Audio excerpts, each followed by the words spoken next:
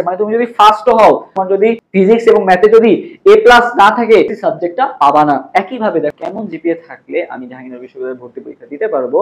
আজ আমরা এই ভিডিওতে সকল বিষয় আলোচনা করব, জাহাঙ্গীরনগর বিশ্ববিদ্যালয়ে ভর্তি পরীক্ষার এ টু জেড আজকের ভিডিওতে আলোচনা করব। সো সবাই চেষ্টা করব ভিডিওটা ফার্স্ট থেকে লাস্ট পর্যন্ত দেখার, তাহলে আমাদের বিষয়গুলো খুব ভালো মতো ক্লিয়ার হয়ে যাবে। সো ফার্স্ট অফ অল আমাদের একটা ওভারভিউ আমরা নিয়ে নিই জাহাঙ্গীরনগর বিশ্ববিদ্যালয় ভর্তি পরীক্ষা সম্পর্কে। সো এখানে কিন্তু ভাই সেকেন্ড টাইম আছে এবং সেকেন্ড টাইম মার্কের কিন্তু কোনো মার্কস কাটা যায় না।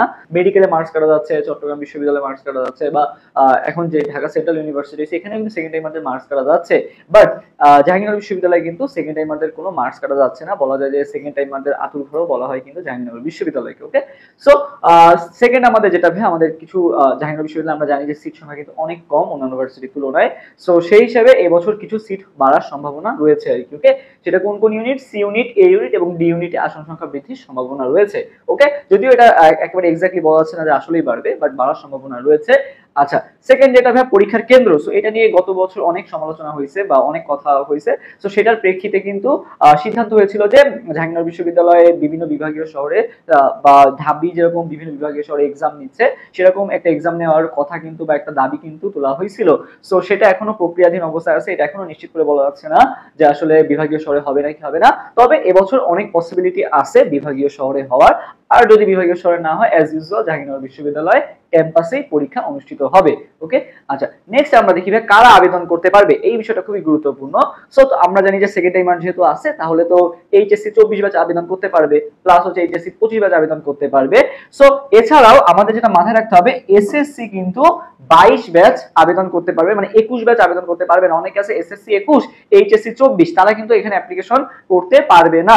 ওকে, সো এসএসসি রিকোয়ারমেন্টস কি? এসএসসি রিকোয়ারমেন্টস 2022 হইতে হবে। কত হইতে হবে? 2022 হতে হবে। আর এইচএসসি কত হইতে হবে? 2024 আর 25। মানে অনেক জায়গা দেখবে এসএসসি 21 থাকলে এক্সাম দিতে পারতো, বাট এখানে কিন্তু এসএসসি 21 থাকলে এক্সাম দিতে পারবে না। ওকে, সো এই বিষয়টা আমাদের অবশ্যই মাথায় রাখতে হবে। নেক্সট যেটা ভাই, পরীক্ষার ধরন কেমন হয়, রিটেন থাকে নাকি থাকে না। অনেক জায়গায় রিটেন আছে, যেমন ঢাবিতে কিন্তু রিটেন আছে 60 মার্কের এমসিকিউ, 40 মার্কসের হচ্ছে রিটেন থাকে আর কি। বাট এখানে কিন্তু ভাই পুরো নাম্বার যে 100 নাম্বার আছে, পুরো নাম্বারটাই কি হবে তোমাকে হচ্ছে জিপিএ এর মাধ্যমে, মানে এখানে 100 মার্কের এমসিকিউ না, এখানে এমসিকিউটা কত মার্কস, এমসি এই 100 মার্কের মধ্যে তোমাকে 100 মার্কে কাউন্ট করা হবে টোটাল। সো এই 100 মার্কের মধ্যে এমসিকিউ থাকে হচ্ছে 80 মার্কসের এমসিকিউ থাকবে, আর জিপিএ থাকবে কত? 20 নম্বর। আর ঢাবির ক্ষেত্রে কি হয়? ঢাবির ক্ষেত্রে তো আমরা জানি যে 100 মার্কই টোটাল এক্সাম হয়, আর 20 মার্ক থেকে জিপিএ, টোটাল 120 থাকে হচ্ছে ঢাবিতে। আর এখানে কি জিপিএ সহই কত বলো তো? 100 মার্কস, কারণ তোমার পরীক্ষা হচ্ছে 80 মার্কসের 80টা এমসিকিউর উপর পরীক্ষা হবে আর কি। ওকে, আচ্ছা এখন ভাই যে জিপিএ যে 20 নাম্বারটা, এটা কি ভাই এসএসসি তে 10, এইচএসসি তে 10, এসএসসি তে 10, এইচএসসি 10? বিষয়টা এমন না। তোমার হচ্ছে এসএসসি যে জিপিএটা আছে, এসএসসি জিপিএটাকে তুমি হচ্ছে 1.5 দ্বারা গুণ করবা, আর এইচএসসি যে জিপিএটা আছে ভাই, এটাকে তুমি 2.5 দ্বারা গুণ করবা আর কি। ওকে, কত দ্বারা? 1.5, আর ওটাকে কত দ্বারা গুণ করবা? 2.5 দ্বারা গুণ করবা আর কি। সো তুমি যদি এইচএসসি জিপিএটাকে ভাই 2.5 দ্বারা গুণ করো, তোমার কত আসে বলো তো? এখানে ভাই 100 মানে 12.5 হচ্ছে তোমার কোথা থেকে আসতেছে? 12.5 আসতেছে হচ্ছে এইচএসসি থেকে, 12.5 হবে। আর এসএসসি থেকে কত মার্ক যোগ হবে? 7.5 যোগ হবে আর কি। সো এই 12.5 আর 7.5 টোটাল হচ্ছে 20 মার্কস হচ্ছে তোমার জিপিএ 20 মার্কস আর কি। সো এই জিপিএ 20 মার্কস কিন্তু খুবই গুরুত্বপূর্ণ আর কি। সো এটা হচ্ছে মোটামুটি ওভারঅল তোমাদের একটা ধারণা দিলাম। এখন আসো আমরা দেখি যে হচ্ছে আমাদের কি কি রিকোয়ারমেন্টস থাকতে হবে, বা কোন মানে ন্যূনতম জিপিএ কত থাকতে হবে, বা কি কি রিকোয়ারমেন্টস থাকলে ফর্ম তুলতে পারবো, সেটাই আমরা দেখবো। সো তার আগে আমরা দেখি যে ভর্তি পরীক্ষাটা আসলে কবে অনুষ্ঠিত হতে পারে। সো ভর্তি পরীক্ষা অনুষ্ঠিত হওয়ার সম্ভাব্য ডেট হচ্ছে জানুয়ারি মাসে হওয়ার চান্স আছে, মানে নির্বাচনের আগেই হয়ে যাওয়ার চান্স আছে। সো জানুয়ারি মাসকে আমরা হাতে রেখে প্রিপারেশন আমাদেরকে নিতে হবে আর কি। আচ্ছা, এরপরে যেটা ভাই আমাদের প্রশ্ন কি শর্ট সিলেবাস হবে নাকি ফুল সিলেবাস হবে? সো এখানে ভাই 80% চান্স আছে তোমাকে হচ্ছে শর্ট সিলেবাস থেকে কোশ্চেন আসবে আর কি, 80%। ওকে, সো শর্ট সিলেবাসে হওয়ার পসিবিলিটি সবথেকে বেশি, যেহেতু তোমরা ইন্টারমিডিয়েট বা এইচএসসি হচ্ছে তোমরা শর্ট সিলেবাসে দিয়ে আসছো। সো শর্ট সিলেবাসে হওয়ার পসিবিলিটি কিন্তু সবথেকে বেশি। ওকে, আচ্ছা এরপর যেটা ভাইয়া 2025-26 সেশনে ভর্তি মানে সেশনে তোমার আসন সংখ্যা বাড়ার সম্ভাবনা রয়েছে, আর হচ্ছে এমসিকিউ হচ্ছে 80 থেকে 20 মার্কস, মানে ওভারঅল একটা তোমাকে ধারণা দিয়ে দিলাম। এখন আসি আমাদের কোন ইউনিটের ক্ষেত্রে আমরা কিভাবে মানে কত রিকোয়ারমেন্টস লাগবে। সো দেখো এই ইউনিটের ক্ষেত্রে আমি যদি বলি, যেটাকে বলা হয় হচ্ছে কি জাহাঙ্গীরনগর বিশ্ববিদ্যালয়ের ক্ষেত্রে এই জিনিসটা অনেকেই ভুল করো। সো এই জিনিসটা আমি তোমাদেরকে বলবো, বারবার সতর্ক হয়ে যাও। সেটা হচ্ছে কি, অনেকেই ভাবে ভাইয়া ডি ইউনিট মানে বিভাগ পরিবর্তন ইউনিট, আর এই ইউনিট মানে খালি সায়েন্সের ইউনিট না। জাহাঙ্গীরনগর বিশ্ববিদ্যালয়ের ক্ষেত্রে এ ইউনিট এবং ডি ইউনিট দুইটা কিন্তু সায়েন্সের ইউনিট। কয়টা ইউনিট সায়েন্সের? দুইটা, এ এবং ডি। সো গত বছরের ক্ষেত্রে আমার এক পরিচিত একটা আত্মীয়, সো সে কি করছে, সে হচ্ছে খালি এ ইউনিটের ফর্ম তুলছে, সে আবার প্রিপারেশন নিচ্ছে মেডিকেল, সে জানেই না যে ডি ইউনিটে হচ্ছে সায়েন্সের একটা ফ্যাকাল্টি আছে, এটা সে জানেই না, বায়োলজিক্যাল ফ্যাকাল্টি যে ডি ইউনিট সে জানেই না, সবাই আমরা মনে করি এ ইউনিট। সো এইটার কারণে কিন্তু অনেক স্টুডেন্ট ফর্মই তুলতে পারে না, বা পরে যে আফসোস করতে হয় যে কেন আমি ডি ইউনিটের ফর্ম তুললাম না। সো এই বিষয়টা মাথায় রাখবা যে এ ইউনিট এবং ডি ইউনিট দুইটা হচ্ছে আমাদের সায়েন্সের ইউনিট। কয়টা? দুইটা, এ এবং ডি। বেশিরভাগ হচ্ছে যারা ফার্স্ট টাইমার আসো বা এইচএসসি 25 যারা আসো, তোমরা অনেকেই এই ভুলটা করো, কারণ সেকেন্ড টাইমার অলরেডি জেনে যায় আর কি। সো এ ইউনিট এবং ডি ইউনিট দুইটা হচ্ছে আমাদের সায়েন্সের ইউনিট বলা যায়। সায়েন্সটা হচ্ছে আবার সব ইউনিটে পরীক্ষা দিতে পারবে, সেটা আমি আসতেছি, বাট মেইনলি হচ্ছে এ আর ডি হচ্ছে সায়েন্সের সাবজেক্ট। সো এ ইউনিটটা কি ভাইয়া?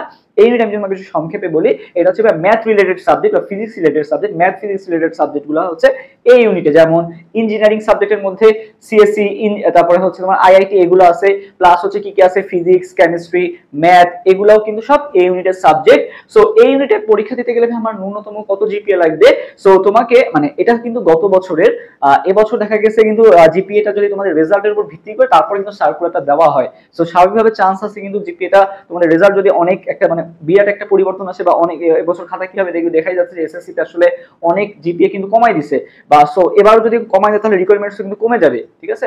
সো আমরা বিগত বছরের রিকোয়ারমেন্টস গুলো দেখতেছি, সো এর আশেপাশেই থাকবে, একেবারে যে অনেক কমাই দিবে এমনটাও না। তো ফার্স্ট অফ অল আমরা দেখি, দেখো এখানে কি বলা হয়েছে যে এসএসসি তে তোমাকে এখানে খুবই গুরুত্বপূর্ণ একটা বিষয় আছে, এসএসসি এবং এইচএসসি মিলাকে তোমার 8.50 থাকতে হবে, ঠিক আছে। এসএসসি এবং এইচএসসি মিলায় তোমাকে কত থাকতে হবে? 8.50।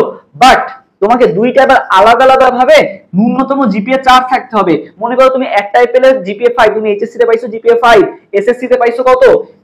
এইচএসসি তে মনে করো পাইছো 5, আর এসএসসি তে পাইছো কত? 3.50। সো তোমার টোটাল মিলে কত আসলো? 8.50। সো তোমার তো 8.50 চলে আসছে, তার মানে কি তুমি ফর্ম তুলতে পারবা? তাও কিন্তু তুমি ফর্ম তুলতে পারবা না, কারণ তোমাকে এইখানে পেতে হবে কত? ন্যূনতম 4 পেতে হবে, দুইটাই ন্যূনতম 4 থাকতে হবে, আবার দুইটা যোগ করে কত থাকতে হবে? 8.50 তোমাকে থাকতে হবে। সো এই মার্ক প্যাচটা আমাদের খুব ভালো মতো কিন্তু মাথায় রাখতে হবে, ওকে। আচ্ছা, এরপর আছে বি ইউনিট। বি ইউনিটেও ভাইয়া এরকম তোমাকে দিয়ে দেওয়া আছে, আমি মেইনলি সায়েন্স থেকে আলোচনা করতেছি। তারপর বি ইউনিটেও তোমরা পরীক্ষা দিতে পারবা সায়েন্স থেকে, কারণ সায়েন্স থেকে সব ইউনিটই বলা যায় পরীক্ষা দেওয়া যায় আর কি। সো বি ইউনিটের ক্ষেত্রে যদি তোমাকে দিতে হয়, সো সায়েন্স থেকে তোমাকে 8 পয়েন্ট থাকতে হবে। কত থাকতে হবে? 8 পয়েন্ট থাকতে হবে। এই ইউনিটে কিন্তু ছিল 8.50, বি ইউনিটে কত ভাইয়া? 8 থাকতে হবে। এবং মানবিক, ব্যবসায় শিক্ষা এবং অন্যান্য শাখার ক্ষেত্রে জিপিএ কত থাকতে হবে? 7.50। মানে সায়েন্সের ক্ষেত্রে 8, বাকিগুলোর ক্ষেত্রে কত?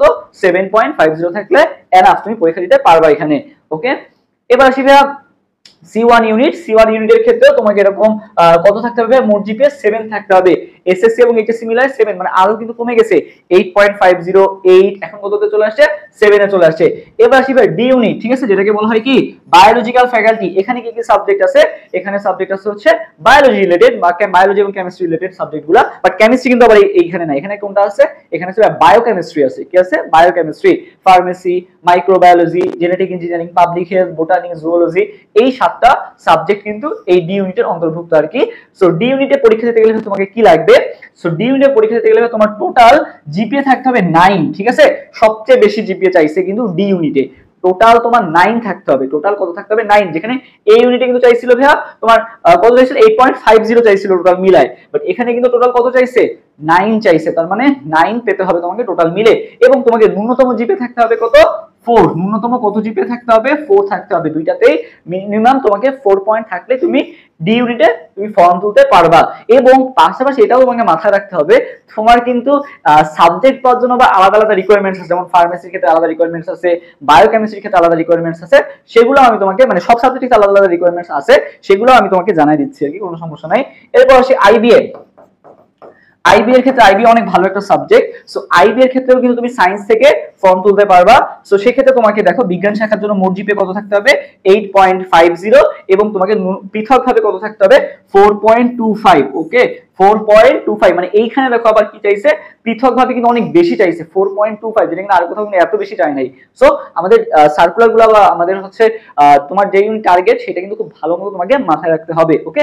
আচ্ছা, সো এই আর কি মোটামুটি গেল। এখন আসি ভাই আমাদের পরীক্ষা কোনটায় কিভাবে হবে সেটাও কিন্তু এখানে বলে দেওয়া আছে, যে আমি এ আর ডিটা মেইনলি আলোচনা করি, যারা আর বাকিরা যারা আছে অন্যান্য বিভাগে, তোমরা একটু এটা দেখে নিবা আর কি।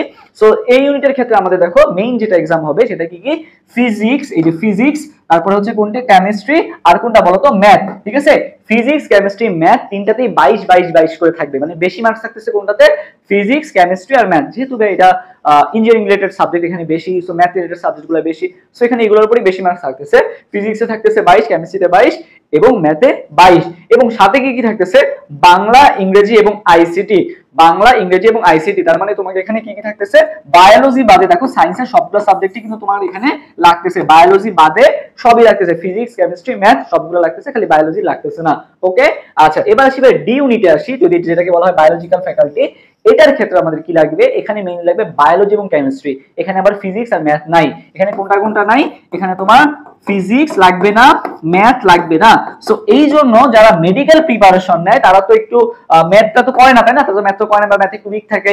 আর ফিজিক্স যারা, মানে তার ফিজিক্স যেটা আমরা পড়ি মেডিকেলের ক্ষেত্রে, সেটাও কিন্তু খুব একটা যে মানে ম্যাথ রিলেটেড আসে তা না, সেটা থিওরি রিলেটেড বেশি আসে আর কি। ওকে, সো ফিজিক্স আর ম্যাথে যাদের উইকনেস আছে তারা কিন্তু চোখ বন্ধ করে ডি ইউনিটের প্রিপারেশনটা নেয়, mainly medical plus D unit. So D ইউনিটে কিসের উপর এক্সাম হবে, দেখো এখানে বোটানিতে 22, জুওলজিতে 22, 22 22 44, মানে বায়োলজিতে 44 মার্কসই থাকতেছে কোথায়, তোমার হচ্ছে মানে 80 এর মধ্যে 44 মার্কস, মানে বুঝতে পারছো 50% এরও বেশি মার্কস থাকতেছে তোমার বায়োলজিতে।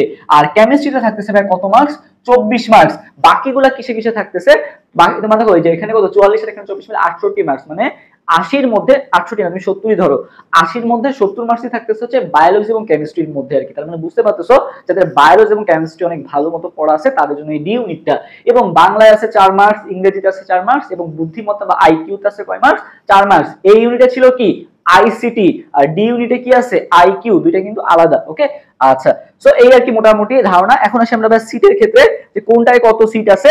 সো এখানে একটা ওভারঅল ধারণা দেওয়া আছে, সিট সংখ্যা কিন্তু খুবই কম, টোটাল তোমার হচ্ছে 1814টা সিট। এবছর একটু বাড়তে পারে হয়তো বা 1900 বা 2000, 1900 হতে পারে, 2000 এত হওয়ার চান্স নাই। সো 1900 বা 2000 যেটাই হোক, আমরা আশা করি যে সিট সংখ্যা বাড়বে, কারণ ডি ইউনিটে কিন্তু আমাদের কিন্তু নতুন করে আবার সামনে বিল্ডিং তৈরি হচ্ছে, বা সিট সংখ্যা বাড়ার একটা চান্স আছে আর কি। দেখবা তোমরা পরীক্ষা দিতে আসলে দেখবা যে ফার্মেসি বিল্ডিং এর সামনে দেখবা যে নতুন করে আবার বিল্ডিং তৈরি হচ্ছে আর কি। ওকে, সো এখন না বাড়লেও ইনশাআল্লাহ সামনে কিন্তু সিট বাড়ার অনেক চান্স আছে আর কি।